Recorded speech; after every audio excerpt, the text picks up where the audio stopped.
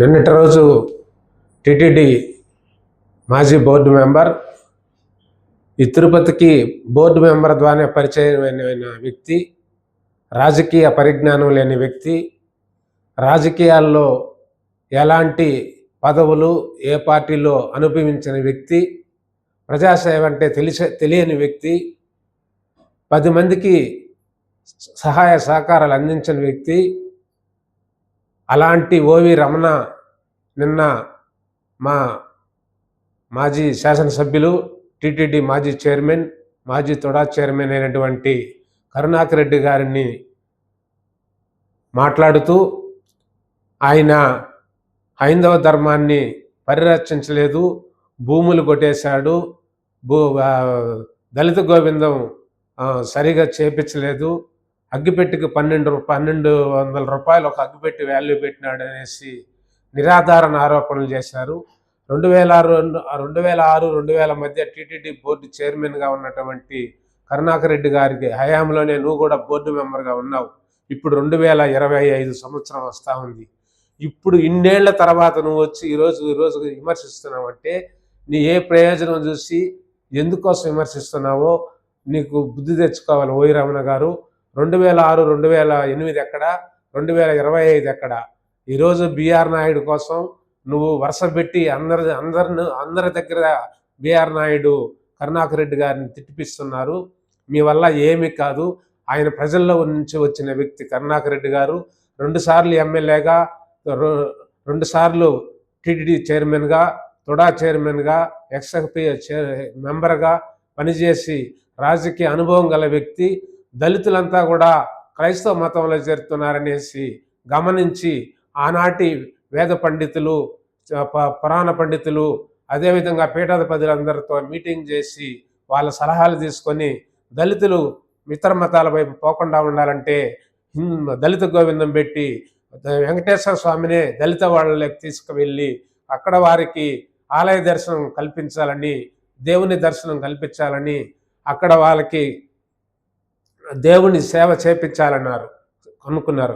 అంతకుముందు ఎలా ఉండిందంటే కనీసం దళితుల్ని గుడుల్లోకి కూడా దర్శనానికి రానినటువంటి పరిస్థితి ఉండే సమయంలో కరుణాకర్ రెడ్డి గారు దళిత గోవిందం పెట్టి దళిత వాళ్ళని సహపంచి భోజనాలు చేసి గొప్ప మానవత చాటుకున్న వ్యక్తి. కళ్యాణమస్తు రైల్వే స్టేషన్ దగ్గర ఉన్నటువంటి బిచ్చగాళ్ళకు పెళ్లి చేసినామని చెప్పినాను నువ్వు. బిచ్చగాళ్ళు ఎవరుంటారు? బిచ్చగాళ్ళు మగవాళ్ళే ఉంటారు. బిచ్చగాళ్ళు జంటలుగా ఎక్కడా ఉండరు. ఎవరో ఎక్కడి నుంచో తమిళనాడు నుంచో అక్కడ ఎక్కడ ఒకళ్ళు తీసుకొచ్చి రైల్వే స్టేషన్ దగ్గర వదిలేస్తే వాళ్ళు పాప మత్స్యమితం లేకుండా పెళ్ళిళ్ళు చేసేది ఎవరికి? ముసలాళ్ళకి చేయరు. నువ్వు కూడా ఇప్పుడు బోర్డు మెంబర్గా ఉన్నావు కదా, ఆ రోజు విమర్శించుండొచ్చు కదా. అలాంటి పని చేయలా. అందరూ మేము చూసినాం కళ్యాణమస్తు పెళ్ళిళ్ళు. అందరూ కొత్తగా వాళ్ళ పెళ్లి పత్రికలు ఇవ్వాలి, వాళ్ళ డేట్ ఆఫ్ బర్త్ ఇవ్వాలి, పెళ్లి జరిగిన దానికి వాళ్ళు ఆ పత్రికలు కూడా ఇస్తేనే దాన్ని కరుణాకర్ రెడ్డి గారి నిర్ణయమే తీసుకోరు. అధికారులు ఈవో, జేఈఓ వీళ్ళందరూ కలిసి వాళ్ళు సెలెక్ట్ చేసి కలెక్టరు, జాయింట్ కలెక్టర్లు, అధికారులంతా కలిసి ఆ నిర్ణయం తీసుకొని కళ్యాణమస్తు చేపిస్తారు. కానీ కరుణాకర్ రెడ్డి గారు ఒక్కరి నిర్ణయంతో జరిగే కార్యక్రమం కాదది. ఈరోజు ఇన్నేళ్ళ తర్వాత నువ్వు వచ్చి విమర్శిస్తున్నావంటే నువ్వు స్వార్థ రాజకీయాలతోనే మాట్లాడుతున్నావు. అసలు నీకు రాజకీయ జీవితమే లేదు. నువ్వు ఏ పార్టీకి సేవ చేయలేదు. దేవేగౌడ్ దగ్గర ఇంటి దగ్గర పని మనిషిగానో ఇలా అటెండర్గా పనిచేసి అతని దగ్గర నుంచి నువ్వు అడుక్కొని రాజశేఖర రెడ్డి గారికి రికమెండ్ చేయించుకొని నువ్వు బోర్డు మెంబర్ అయ్యావు. కానీ నువ్వేమన్నా ప్రతి కుటుంబాన్ని ఏమన్నా టచ్ చేసావా? ప్రతి కుటుంబానికి ఏమన్నా మా పథకాలు అందించావా? కరుణాకర్ రెడ్డి గారు తిరిగినట్టు కానీ, అభినయ్ రెడ్డి గారు తిరిగినట్టు కానీ ప్రజల్లో ఇంటింటికి 5 సార్లు గడప దొక్కావా? వాళ్ళ సమస్యలు అడిగి తెలుసుకున్నావా? వాళ్ళకి సంక్షేమ పథకాలు అందించావా? లేకపోతే నువ్వేమన్నా ఒక రోడ్డు వేయించావా? లేకపోతే తిరుపతి దేవస్థానం నుంచి ఒక పైసా ఏమన్నా తిరుపతి ఖర్చు పెట్టారా? కరుణాకర్ రెడ్డి గారు ఇక్కడ పారిశుద్ధ్యం మెరుగుపరచాలి, ఇక్కడికి మన యాత్రికులంతా కూడా తిరుపతికి వస్తుంటారు, తిరుపతిలోనే వాళ్ళు వస్తూ ఉంటారు కాబట్టి వాళ్ళు బస్టాండ్ నుంచి, రైల్వే స్టేషన్ నుంచి అక్కడ కాలకృత్యాలు స్నానాలు చేసుకుని అక్కడి నుంచి భక్తితో తిరుమలకు వెళ్తారు. పేరే తిరుపతి దేవస్థానం నిధులు తిరుపతి ఖర్చు పెట్టాల్సిన అవసరం ఎంతైనా ఉంది. కనీసం ఒక దేవుని నిధుల్లో 1% ఈ పారిశుద్ధ్యాన్ని ఉపయోగించాలని గొప్ప నిర్ణయం తీసుకున్నారు. అది ఎవరు చేసినా, ఏ పార్టీ చేసినా అది గొప్పతనమే అవుతుంది. ఎందుకంటే తిరుపతి చాలా ఘోరంగా ఉంది. మారుమూల ప్రాంతాలని ఉన్నటువంటి ఆ జీవకోన అయితేనేమి, ఇక్కడ మన ఎంఆర్పల్లి అయితేనేమి, సుందరయ్య నగర్ అయితేనేమి, స్లమ్ ఏరియాలంతా కూడా పారిశుద్ధ్యం సరిగా లేకుండా ఈ రోజుకి కూడా జ్వరాలతో బాధలతో పడుతూ ఉన్నారు. అవన్నీ కూడా ఏమీ పట్టించుకోరు. బిఆర్ నాయుడు చైర్మన్ అయినాడు, ఏం మంచి పని చేసినావు, వడ ఒకటి పెట్టినా అంటున్నావు. వడబెట్టితే ఏమి లాభము? తిరుపతిని అభివృద్ధి చేయాలా, ఇంకా ఏదైనా కొత్త సంక్షేమ పథకాలు పెట్టాలా, భక్తులకు మెరుగైన సౌకర్యాలు కల్పించాలా. ఊరికే ఈరోజు పని కట్టుకొని చేసిన అన్నారు. రాజశేఖర్ రెడ్డే తుడా చైర్మన్, ఎక్స్ఎఫ్ఏ చైర్మన్ అన్నాడు. ఈరోజు చంద్రబాబు నాయుడు తుడా చైర్మన్, ఎక్స్ఎఫ్ఏ మెంబర్గా పెట్టలేదా? ఆయన గన్మెన్ ఇవ్వలేదా? మీరు చేస్తే నీతి, మేము చేస్తే అవినీతి అయిపోతుందా?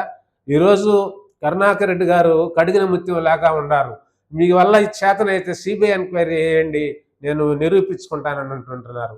గతంలో కూడా ఆరోపణలు చేస్తే 15 రోజులు ఆమరణ నిరాహార దీక్ష బస్టాండ్ దగ్గర చేస్తే ఆ రోజు ప్రజల మద్దతుతో ఎలాంటి అవినీతి జరగలేదని నిరూపించుకొని ఒక పీఠాధిపతి ద్వారా నిమ్మరసం ఇచ్చి దీక్ష విరమించిన వ్యక్తి ఆయన.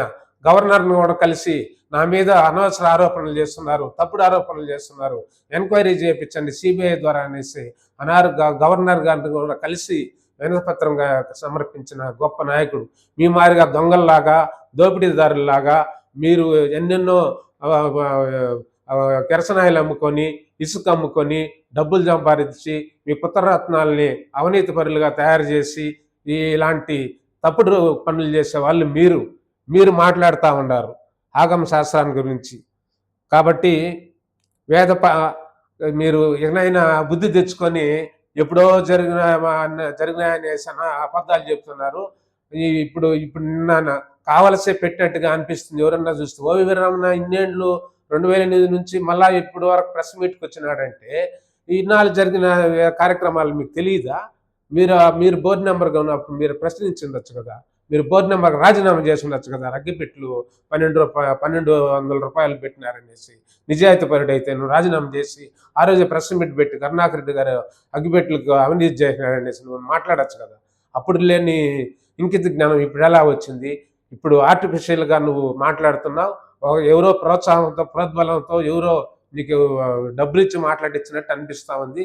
కాబట్టి ఇంకా బుద్ధి తెచ్చుకొని కరుణాకర్ రెడ్డి గారిని విమర్శించడం మానుకోవాలని నేను నీకు తగిన హెచ్చరిక చేస్తున్నాను.